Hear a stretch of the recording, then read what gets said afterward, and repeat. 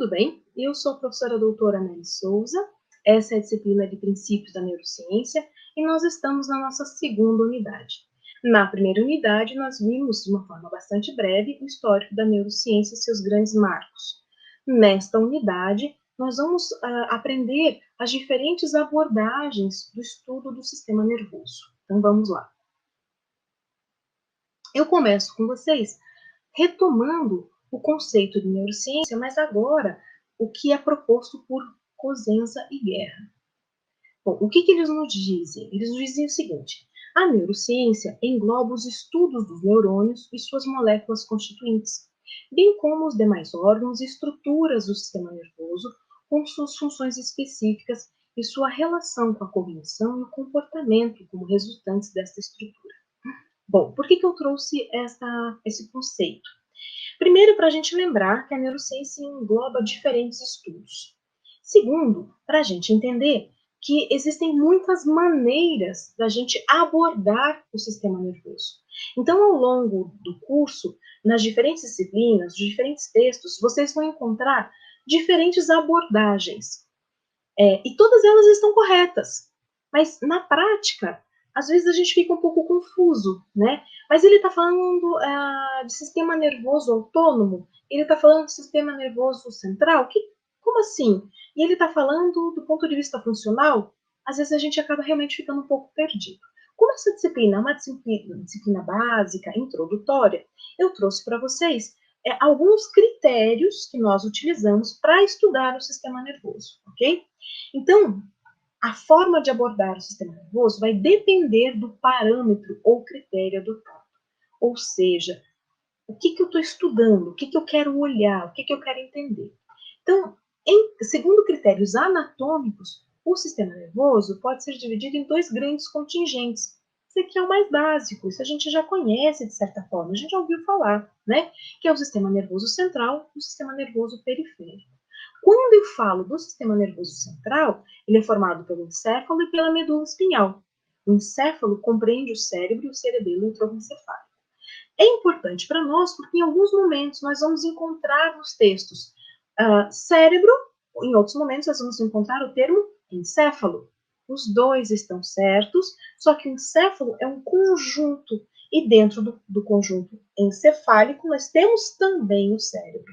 E aí a gente começa a entender, né, qual é a diferença. Aqui eu trouxe para vocês algumas figuras só para vocês se localizarem, vocês entenderem qual é o sistema nervoso central. Então aqui nós temos o encéfalo, né? Aqui nós temos o cérebro, ok? Aqui nós temos o cerebelo, né? Que é esse pequeno cérebro que fica aqui. E nós temos o tronco encefálico. A medula espinhal, ela é o prolongamento do tronco encefálico, ok? E ela faz parte do conjunto do encéfalo, né? Do sistema nervoso central. Ainda segundo critérios anatômicos, nós também temos, né, o sistema nervoso periférico, que é formado por nervos, gânglios e terminações nervosas.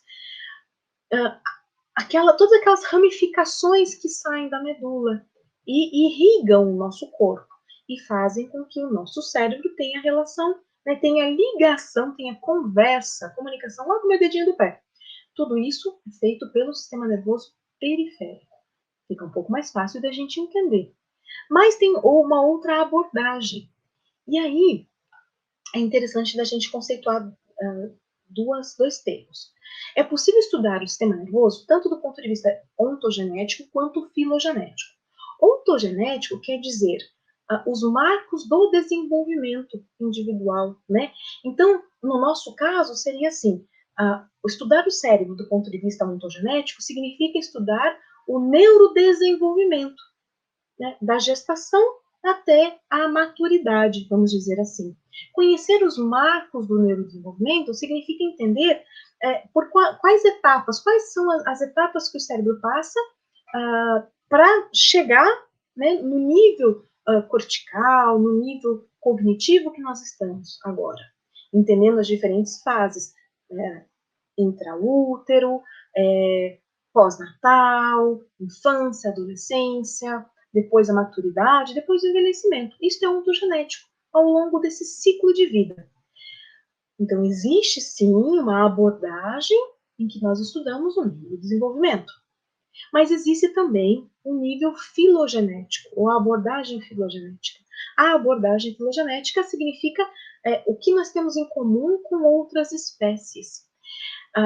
Existem alguns estudiosos, entre eles um chamado Paul MacLean, que diz que nós temos, o nosso cérebro tem muito em comum com outros seres vivos, com o sistema nervoso de outros seres vivos. E aí ele estudou, né, e ele criou uma teoria, que é a teoria do cérebro triuno,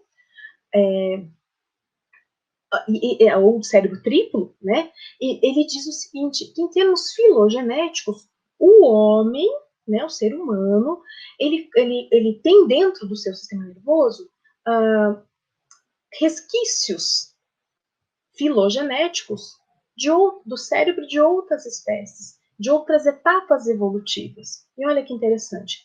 A ideia dele de um cérebro triuno, triplo, significa que nós temos estruturas que remetem a uma capacidade primitiva, né, de relação consigo e com o mundo.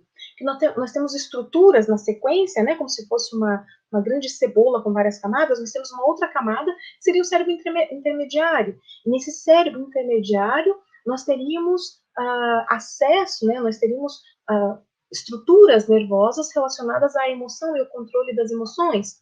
E uma terceira camada mais externa, mais recente, evolutivamente falando, e essa última camada é o que ele chama de neocórtex, ou córtex racional, ou cérebro racional. Então, para o Paul MacLean, em termos filogenéticos, o homem ele traz resquícios evolutivos dentro do seu sistema nervoso. Como que ele prova isso, ou como ele pretende provar isso, né, pretendeu lá na década de 70, dizendo que nós temos estruturas comuns com outros animais.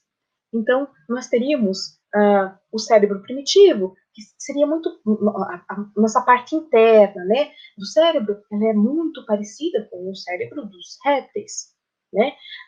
A nossa meia camada ali, o cérebro intermediário, é uma camada que as estruturas neurológicas são muito parecidas com de outros mamíferos. E a última camada é o que nos faria realmente humanos, né? Esse neocórtex. Essa é uma abordagem filogenética. E aí eu chego aqui numa outra teoria, que é a teoria funcional do Luria. A teoria das unidades funcionais é uma outra abordagem de entendimento do sistema nervoso. E esta abordagem é bastante interessante, por quê? Porque quando a gente estudou lá atrás os marcos do desenvolvimento na autoridade, nós vimos que na virada ali do século XIX para o século XX, né, começaram a surgir alguns estudos sobre o funcionamento, não só a estrutura cerebral. E aí muitos pesquisadores tentaram entender como que se organizavam as funções, atenção, memória, emoção, própria inteligência, como que isso se organizava dentro do cérebro. E aí, Luria, que foi companheiro do Vygotsky, do Leontiev, ele propôs uma teoria que diz que o cérebro ele funciona como uma grande unidade. Então, existem sim estruturas que estão organizadas, que estão especializadas em determinadas funções, mas todas elas seguem uma determinada hierarquia, né? E todas elas estão interligadas. Então, um postulado do Luria seria: as funções cerebrais não se encontram isoladas em regiões determinadas e fechadas. Só esta área é responsável pela fala. Só aquela outra área é responsável pela motricidade. E uma quarta área, né, terceira área, é responsável pela visão. Não. Ele vai dizer que, lá no conceito de localização da função, ele vai dizer o seguinte, que nós temos sim estruturas super especializadas para visão, para audição, para motricidade, para o juízo ou para as escolhas, contudo, não é uma única estrutura, são várias estruturas que estão interconectadas e que juntas são capazes de gerar esta função, né? Juntas, elas têm esta ou aquela função. Mas também ele vai nos dizer que existe uma hierarquia de funções e estruturas. E aí nós passamos aqui para as 3 unidades funcionais.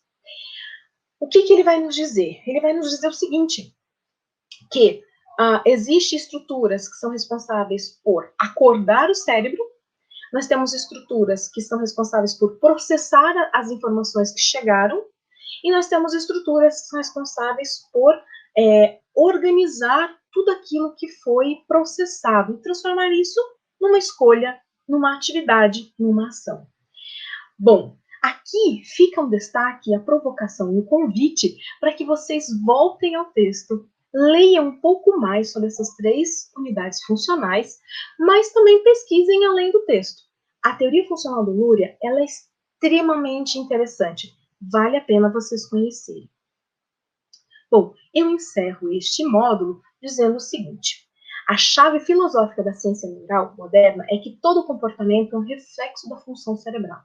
Esta frase foi dita por Campbell e é uma reflexão ou uma provocação, né, para nos dizer que é fundamental entender as estruturas cerebrais, mas principalmente entender como elas se relacionam ao comportamento humano ou à aprendizagem. Por enquanto é isso. Deixo vocês com essa provocação, com o convite de retornarem ao texto, continuarem seus estudos, aprofundando um pouco mais o conhecimento sobre as diferentes abordagens do sistema nervoso. Até o próximo encontro. Tchau, tchau.